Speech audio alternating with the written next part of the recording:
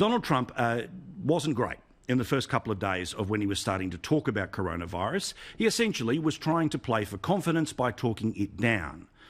Then, within 24 hours, it came out that somebody had already died in the United States from coronavirus.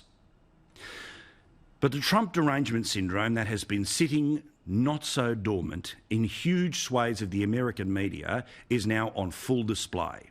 You might have seen this today with The Outsiders, but it's worth showing you again. Look at this rubbish. Let's call it Trump virus. If you're feeling awful, you may know who to blame.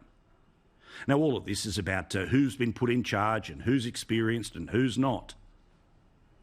But when the entire world is being affected by something that started in China, how can anyone turn around and say that it's Trump's fault?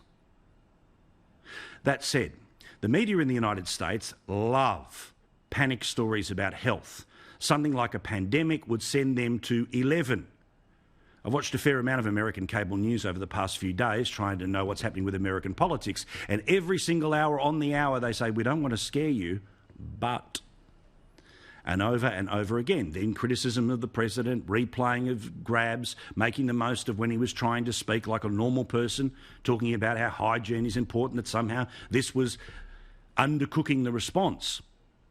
But the reason I say there's a political issue here is because, as we know, fairly or unfairly, how the media decide to paint your response to a disaster helps inform people about whether you are either up to the job or you are doing the job well. Also, remember, one of the central planks of Trump wanting to get 4 more years is a booming economy.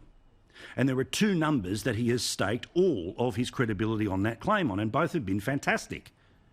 One has been 7.5 million jobs, the lowest unemployment rate since the 1950s. And the other is a stock market that keeps hitting new high after new high after new high. Now, admittedly, a new high back to where it was 12 months ago is still way in front of where it was 2 years before that, way in front of where it was even after the Obama recovery of much of his presidency.